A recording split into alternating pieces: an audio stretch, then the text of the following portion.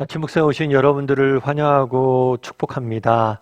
오늘도 하나님께 새로운 날을 허락하셨는데요. 새로운 날을 걸맞는 새로운 은혜로 우리를 지켜줄지 믿습니다. 특별히 오늘은 이번 한 주간의 마지막 날이죠. 이번 한 주간 잘 마무리하고 또 힘차게 주님을 맞이했으면 좋겠습니다.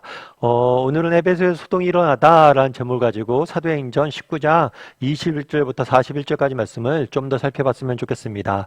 우리 먼저 29절 말씀 같이 한번 읽어볼까요?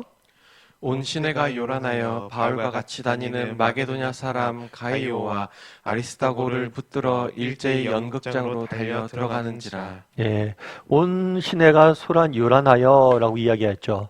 어저께 살펴본 것처럼 에베소에 큰 소동이 일어납니다. 이 소동이 일어난 이유는 데메드리오라는 사람 때문이죠.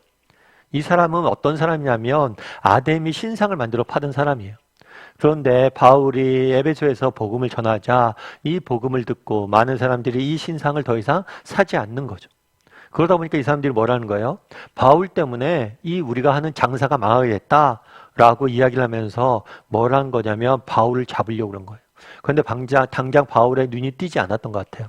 그러자 바울과 함께 다녔던 누굴 잡았다고요? 마게도냐 사람인 가이오와 아리스다고 라는 사람을 붙잡았다라고 이야기해요.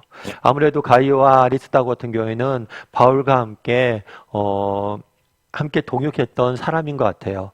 가이오 같은 경우 굉장히 그때 흔한 이름이에요. 흔한 이름인데 이 이름 뜻이 기쁨, 환희 이런 뜻입니다. 성경에 가이로라는 이름을 가진 사람들이 바울과 많이 동역했던 모습들을 보게 돼요. 그리고 아리스다고가 나오는데 이 아리스다고는 이때부터 시작해서 로마까지 바울과 함께 가면서 동역했던 그런 사람입니다. 이 가이오와 아리스다고를 뭘 했다고요? 붙들었어요. 그리고 어디로 끌고 왔냐면 연극장으로 끌고 왔다. 아마 그 당시엔 야외 연극하는 야외 무대가 있었던 것 같아요. 그쪽으로 끌고 온 거죠. 왜 끌고 왔을까요? 아마 소동이 나고 사람들이 났으니까 이 사람들 뭘 하려고? 핍박하려고, 괴롭히려고 데려왔던 것 같아요. 그래서 어쩌면 군중이 폭동이 일어나서 이 사람들이 죽을 수도 있는 그런 위험한 상황에 처한 것을 우리가 알 수가 있습니다. 그때 어떤 일이 있었냐면 35절부터 36절까지 말씀 같이 한번 읽어볼까요? 서기장이 무리를 진정시키고 이르되 에베소 사람들아 에베소시가 큰 아데미와 제우스에게서 내려온 우상의 신전지기가 된 줄을 누가 알지 못하겠느냐. 이 일이 그렇지 않다 할 수 없으니 너희가 가만히 있어서 무엇이든지 경솔히 아니하여야 하리라. 네, 서기장이라는 사람이 등장을 해요. 이 서기장은 아마 그 당시에 시장과 같은 역할이었던 것 같아요. 그러니까 에베소시에서 가장 높은 고위 공무원이었던 것 같아요. 이 사람이 무리를 진정시켰죠. 무리를 왜 진정시켰을까요? 이 사람 입장에서는 에베소시를 관리해야 되잖아요. 그런데 폭동이 일어나서 소동이 일어나서 사람들이 죽고 그러면 그 책임을 누가 져야 돼요? 결국에 자기가 책임져야 되잖아요. 그러니까 진정시켜요. 진정시키면서 뭐라고 이야기했을까요? 이야기하되 에베소 사람들아 에베소시가 큰 아데미아 제우스에게 내려온 우상의 신전지기가 된 것을 누가 알지 못하느냐? 너희가 마치 이 사람들 때문에 아데미가 그리고 제우스가 아데미 신이 망하고 제우스가 망하고 에베소가 망한 것처럼 이야기하는데 그렇지 않다는 거예요. 여전히 아데미 신전과 제우스 신전과 우리가 섬기는 신 그리고 우리 시의 종교는 변함이 없으니까 너무 경솔히 행동하지 말라라고 이야기합니다. 그런 다음에 또 계속해서 이야기해요. 37절 말씀 같이 한번 읽어볼까요? 신전의 물건을 도둑질하지도 아니하였고 우리 여신을 비방하지도 아니한 이 사람들을 너희가 붙잡아 왔으니 만일 데메드리오와 그와 함께 있는 직공들이 누구에게 고발할 것이 있으면 재판날도 있고 총독들도 있으니 피차 고소할 것이요 만일 그 외에 무엇을 원하면 정식으로 민회에서 결정할지라. 예. 그 당시 사람들이 모여서 이 두 사람을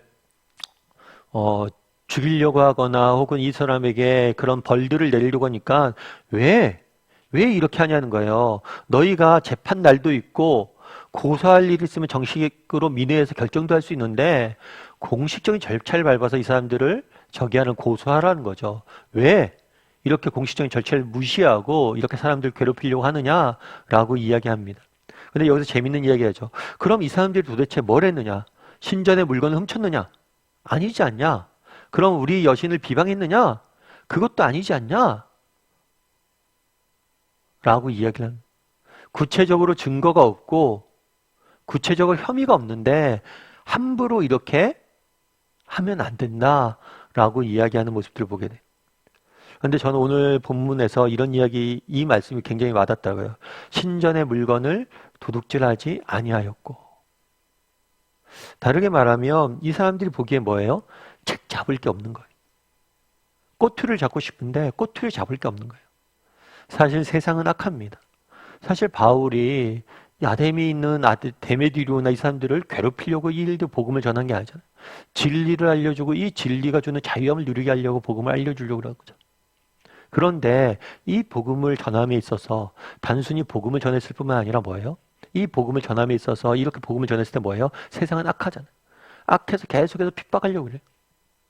핍박하려고 하는데 오늘 본문에 뭐라고 돼 있어요? 신전의 물건도 도둑질하지 않았다. 그러니까 이 사람들이 핍박하려고 하는데 그런 핑계거리를 주지 않은 거예요. 다르게 말하면 선한 행실을 통해서 이들을 정말 이들의 이러한 음모나 이런 것들을 이루어지지 않게 이야기한 거죠. 그래서 마태복음에서도 보면 정말 너희 선한 행실을 통해서 너희를 비방하는 자들에게 정말 그들이 비방할 말이 없게 하라 이렇게 말씀하신 것도 마찬가지죠. 그래서 정말 에베소 교회에서 뭘 볼 수가 있어요? 에베소 교회에서 바울과 그들의 사람들의 모습을 통해서 바울은 복음을 전했을 뿐만 아니라 정말 이 기독교인들이 정말 삶에 있어서 정말 악한 거나 나쁜 요소들, 책잡힐 일들을 하지 않은 모습들을 보게 돼요. 다르게 말하면 선한 행실을 통해서 복음을 증거하고 있다는 사실을 우리도 보게 되는 거죠. 그럼 우리는 어떨까요? 우리는 어떨까요? 우리 한국교회 같은 경우에는 초창기에 기독교가 복음될 때 그랬다고 그러더라고요. 기독교 인구가 3%밖에 안 됐어요. 그런데 많은 사람들이 자기가 예수를 안 믿으면서도 자기 기독교인이라고 이야기하는 경우들도 있었대요. 왜 그럼 기독교인이라고 이야기했을까요? 기독교인이라고 그러면 그만큼 존경받고 신뢰받기 때문에. 그래서 예수를 안 믿음에도 불구하고 기독교에 대해서 모름에도 불구하고 거짓말로 기독교인이라고 이야기할 정도로 그렇게 기독교인들이 존경을 받았던 거예요. 그럼 오늘날 우리는 어떠냐는 거죠. 참 우리도 이런 존경을 받고 사람들에게 선한 영향을 미친 사람이 되면 어떨까 이런 생각들이 있습니다. 제가 아는 집사님 한 분이 계세요. 그 집사님 같은 경우에는 이렇게 회사에서 열심히 이제 인사과에서 이렇게 일하시는 분이에요. 근데 회사에 인사과에서 일하다 보니까 좋은 일도 있지만 나쁜 일들도 있어요. 어떤 일도 있냐면 퇴직 권고를 해야 될 때도 있어요. 특별히 회사 같은 게 임원이 이제 끝나면 임원 임기가 끝나면 임원을 연장을 하든가 퇴직을 경고하든가 해야 되잖아요. 퇴직을 권고하는 경우들이 있대. 한 번은 그래서 이렇게 한번 퇴직을 권고하고 이렇게 만남을 가졌대요. 근데 그 사람이 알았다라고 이야기하면서 그런 얘기를 하더래요. 참 그런데 내가 궁금한 게 있다. 뭐냐면 내가 집사님 평소에 아무개씨 평소에 보는데 항상 그렇게 웃고 다니는데 어떻게 그렇게 웃고 다니냐고. 직장 내에서 보면서 내가 참 부러웠던 게 한 가지 있다고. 늘 그렇게 웃고 다니는데 어떻게 그렇게 웃고 다니냐고. 그런 이야기를 했대. 했을 때 그 사람이 그 집사님이 그랬다고 그래. 아, 내가 사실은 예수 믿는 사람입니다. 그래서 정말 웃으면서 살려고 늘 노력했습니다. 쭉 이야기를 했다고 그러더라고요. 그랬더니 그분이 그 집사님에게 그럼 나도 한번 교회 좀 소개시켜 달라고 다닐 만한 교회. 당신처럼 웃을 수 있으면 내가 그 교회 다녔으면 좋겠다. 참 이런 사람이 되면 어떨까라는 생각이 했어요. 정말 어려운 게 아니죠. 선한 영향을 미치는 게. 정말 우리 삶 가운데 늘 기쁘게 살려고 노력하고 늘 감사하며 살려고 노력하는 것. 그런 것들이 우리에게 선한 영향을 미칠 수 있는 거죠. 돌아봤으면 좋겠어요. 우리는 이렇게 선한 영향을 미치는 사람인지. 그리고 또 한 가지 여기서 알 수 있는 점들이 있어요. 그건 뭘까요? 오늘 본문에 보면 지금 가이오와 아리스다고가 굉장히 위험한 상황에 처했잖아요. 그런데 하나님께서 서기장은 예수님을 믿는 사람도 아니잖아요. 하나님을 믿는 사람도 아니잖아요. 이 사람을 통해서 그들을 보호하시잖아요. 참 이게 와닿더라고요. 참 하나님께서 악한 사람들 속에서도 하나님 모르는 세상 사람들을 통해서도 일하시는구나. 우리를 보호하시는구나. 그래서 하나님의 선한 손길을 우리가 느끼게 되죠. 그래서 우리가 어떤 형편, 어떤 상황이 있든지 이러한 하나님의 선한 손길을 의지하는 사람이 되었으면 좋겠다라는 생각이 있습니다. 아니, 캐나다의 토론토에 있는 큰빛 교회라고 있는데 그 교회에 이면수 목사님이라고 계세요. 그 목사님 같은 경우에는 굉장히 북한을 돕는 사역을 굉장히 오랫동안 했습니다. 근데 이렇게 북한을 돕는 사역을 하다가 북한 당국이 강제로 억류를 시켰어요. 사실 북한이라는 나라가 굉장히 그런 나라잖아요. 아무 때나 아무런 타당한 이유도 없이 그걸 강제 억류를 시킨 거예요. 그래서 무려 3년 동안 그곳에서 억류가 된 거죠. 담임 목사님이 그렇게 북한에 잡혔으니까 토론토 장로교회, 큰빛교회 성도들은 어떻게 했어요?